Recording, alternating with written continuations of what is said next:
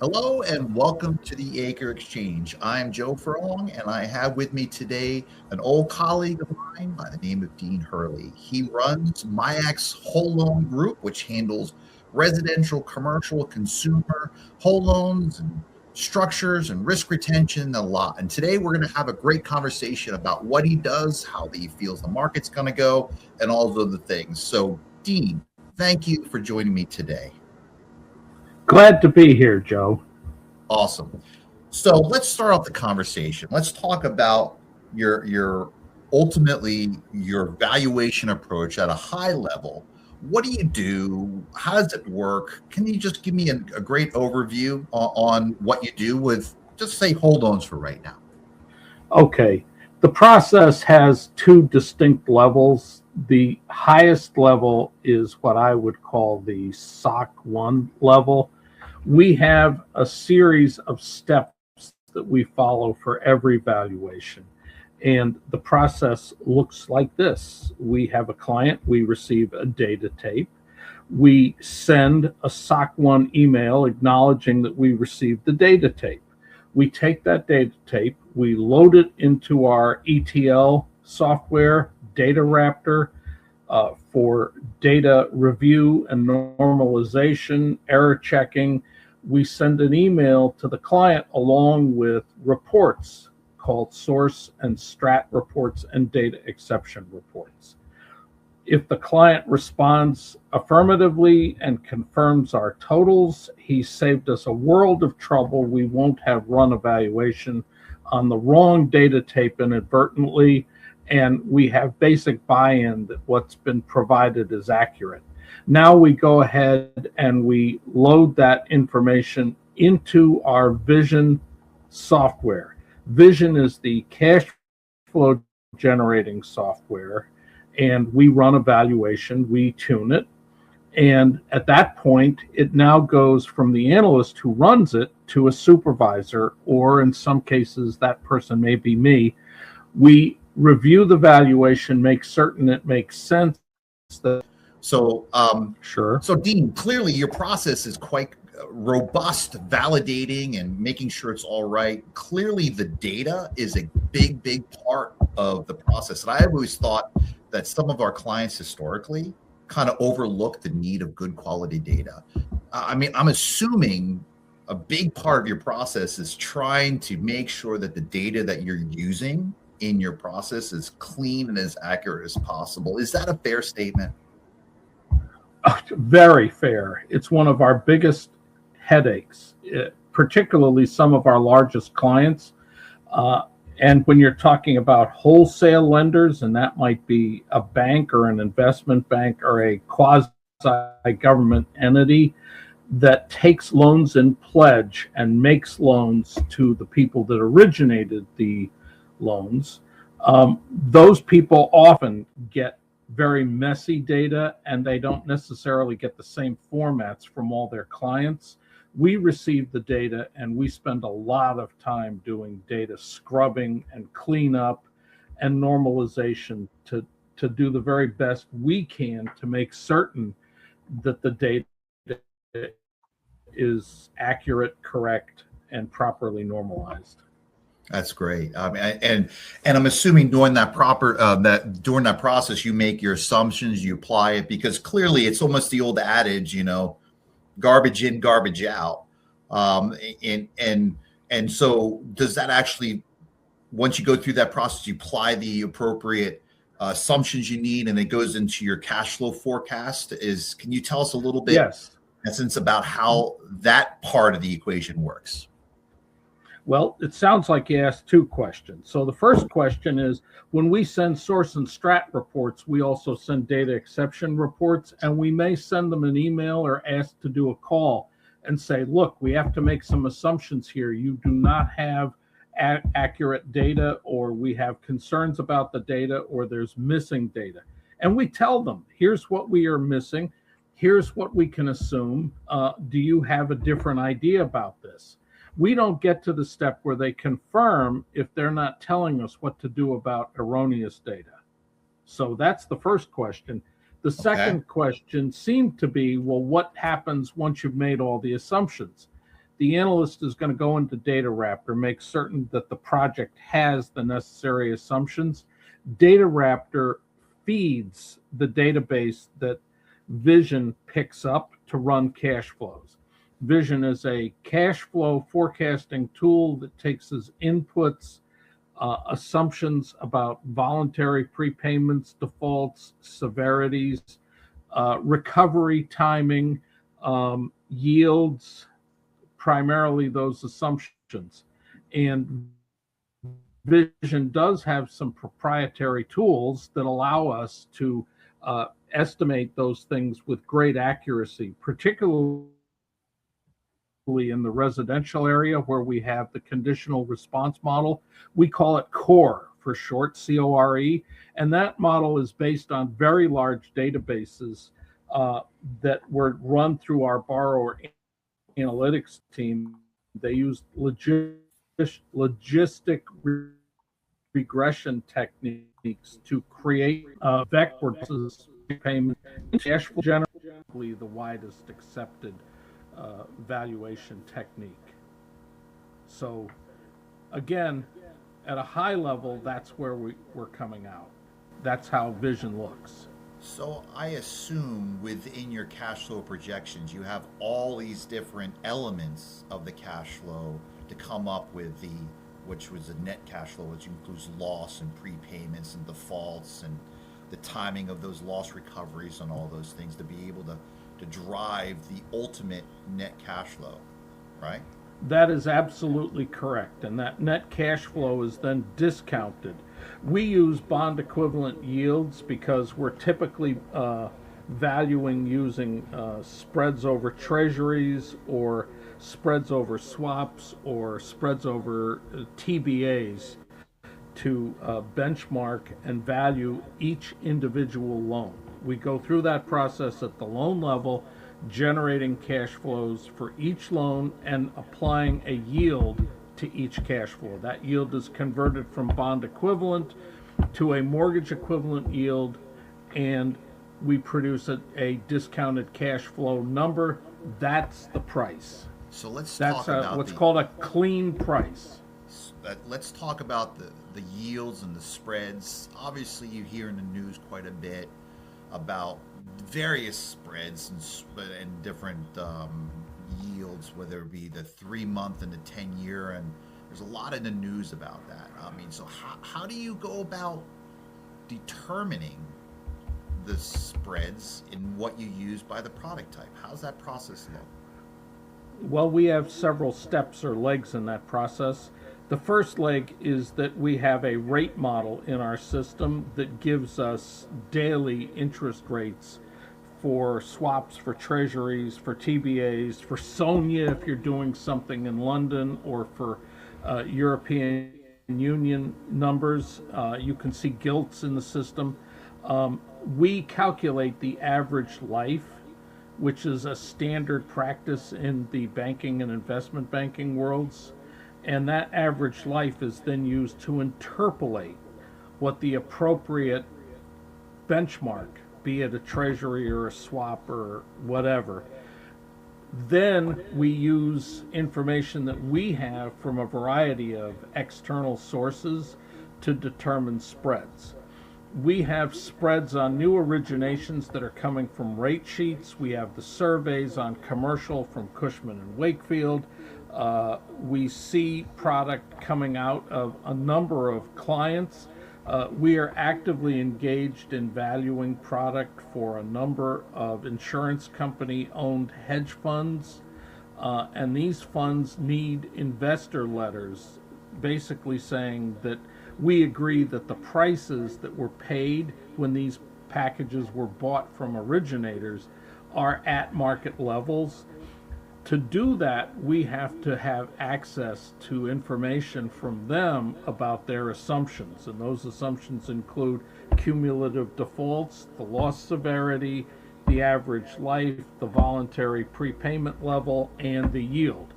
If we know the valuation date, we can back out their spreads, and we are doing that every day on packages that we're valuing for these clients.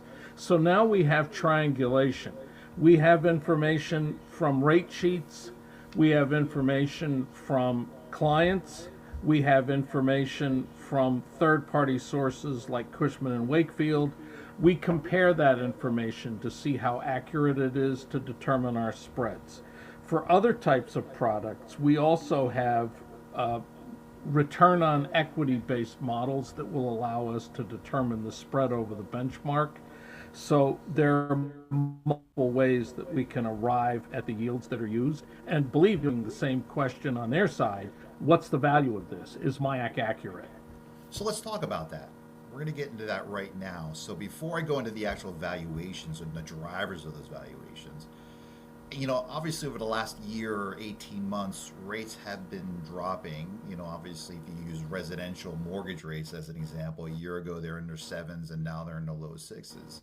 Are yields also dropping in a similar kind of direction, or are they not following the normal trajectory?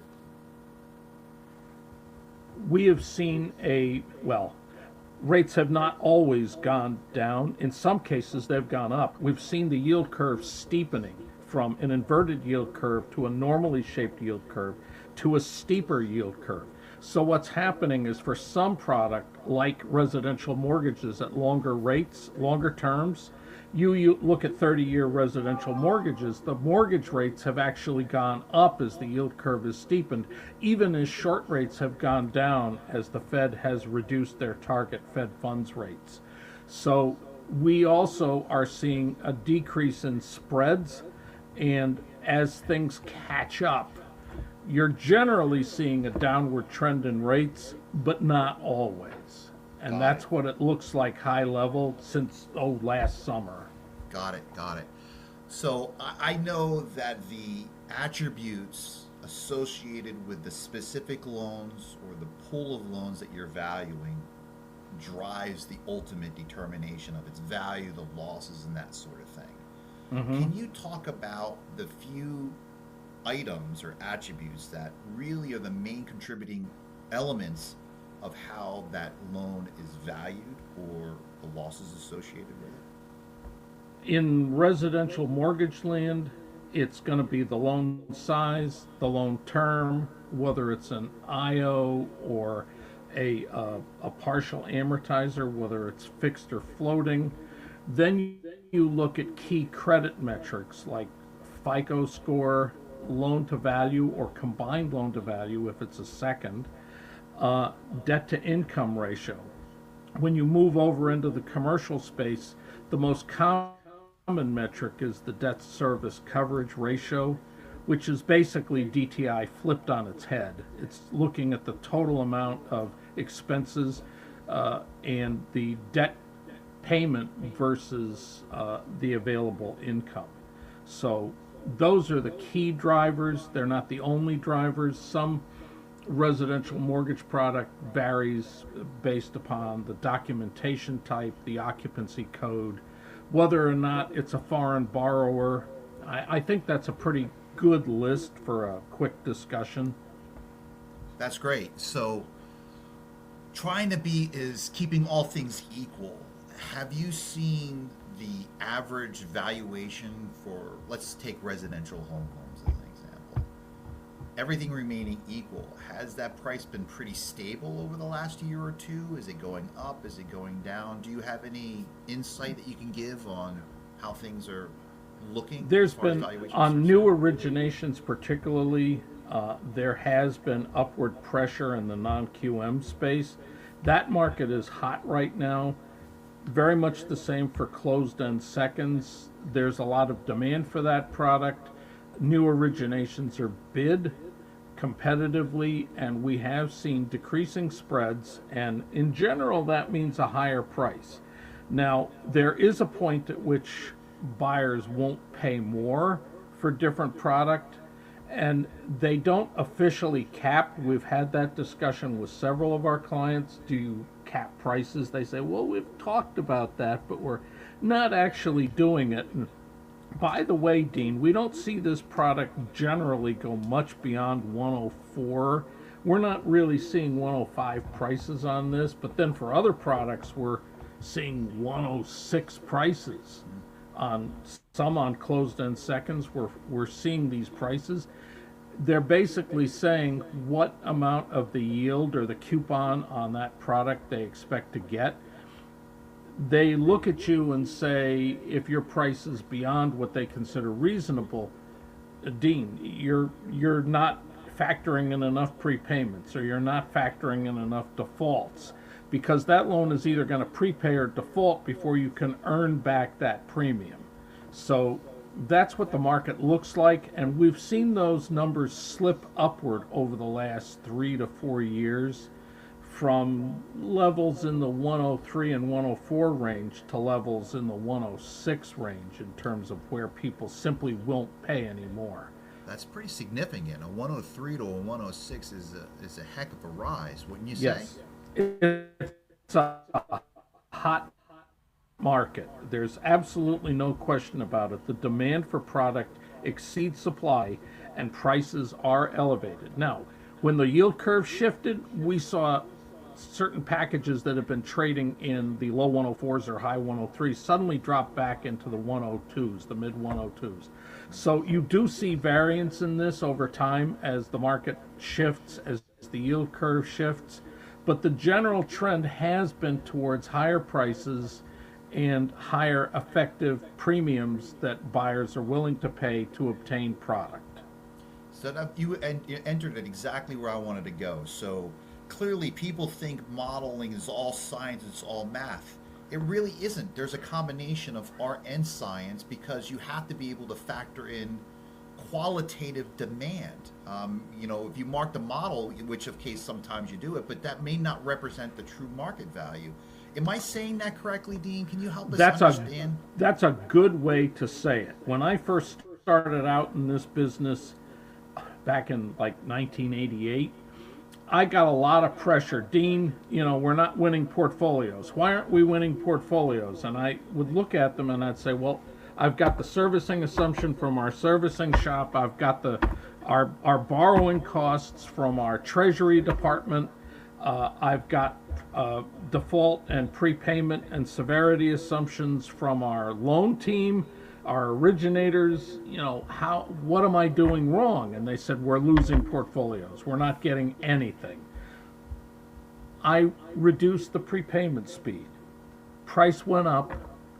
Suddenly, we're hitting the bid. I get pulled into the president's office. How much money did we leave on the table, Dean? And I'm like, I can follow up and see if I can get anything about cover bids, but frankly, I'm not sure. So it is very much a psychological game that the buyers and the sellers play. You can model it mathematically.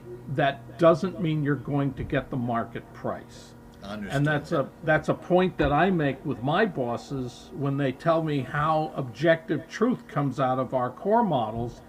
And I tell them that's great and it's an important guideline, but if they tell me that their assumptions are different, I'm going to move to the market assumptions so that we get market prices.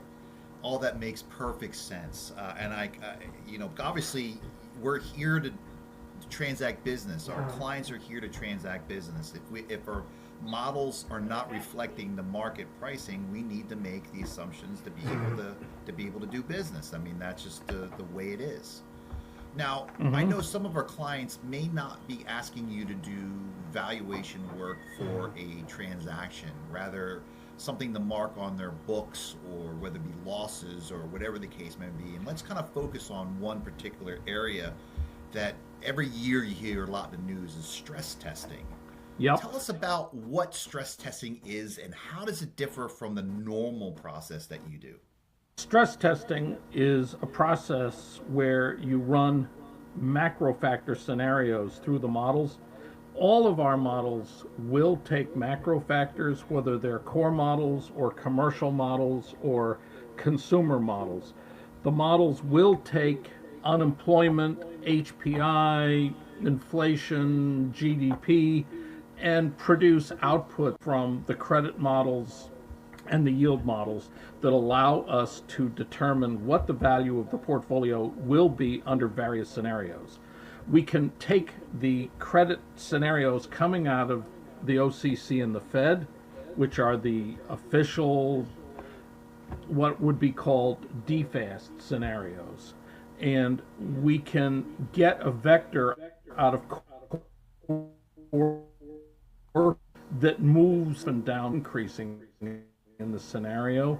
So you're moving both credit and yield assumptions as part of that process. An analogous type of valuation work doesn't produce a price. It produces credit losses. It's called CECL, or current expected credit loss. And we will run macro factor scenarios. We will run the basic three that come, or if a client has different macro factor scenarios that they want run, we will run those. And again, it gets fed into core, it gets fed into vision, and we can produce higher or lower credit losses depending upon those scenarios, and then report them out to show 3 scenarios worth of credit losses and how those move across the portfolio that's being valued. Or for DFAST purposes, we can show them both the credit and the final price changes in the portfolio. That's what it looks like. Again, at a high level, but with enough detail that you can understand how we're accomplishing that. Thank you. So let me ask you to put on your magic hat or read into your crystal ball. How do you see the market going forward, whether it be the next 6 months, 12 months, or whatever? Do you feel it's going to improve? Do you think those prices of 106 are going to stay up there? What is your best estimation, Dean? We live in a world where there are black swans. I can't tell you that there won't be one. Some major event like the Middle East blows up, no oil comes out of Saudi Arabia. We're trying desperately to get oil out of Venezuela, and markets crash. If that happens, all bets are off. But in the current environment, what we can see is a situation where our government has been increasing stimulus by basically lowering taxes and attempting to lower interest rates in a measured way. That's going to ripple through the economy and be weighed against the increase in tariffs that we see. So next year you'll see a growth rate that's not as high as the 4.3% growth rate that we saw in 2025. You'll have a good growth rate in the 3% range in 2026, and that may drop back to 1.8 to 2% in 2027. You will see interest rates come down. Right now, the markets are betting on 2 rate decreases starting in the summer and then a second one in the fall. So you're not going to see interest rates come down really fast. You're going to see them continue to come down slow. That means that mortgage rates will decline as long as the yield curve doesn't get any steeper. We think the yield curve is about where it should be right now. So broad strokes, we're looking at 2 more years of positive growth, but declining levels of positive growth. That's going to translate to increased residential mortgage origination in the next 2 years. So that number will climb in 26 and 27 if that forecast holds true. Well, that's great. That's really great to hear. Well, Dean, I can't thank you enough for taking time out of your day today to have this great conversation about everything you're doing. I definitely learned a lot from what you had to share, and I really am grateful. Of course, everyone that's listening, please take a minute, like and follow my LinkedIn page, the AiCR LinkedIn page, as well as Dean and Mayak's LinkedIn page. If anyone wants to reach out to me, LinkedIn's the best way to go. Dean, I'm assuming everyone can find you on LinkedIn or the normal ways to be able to reach out to you. Look up Dean Hurley and Mayak. You should be able to pull me right up. Beautiful, beautiful. Well, Dean, thank you again for your time, and everyone that took their time to watch the show. Really enjoy it, and until next time, thanks.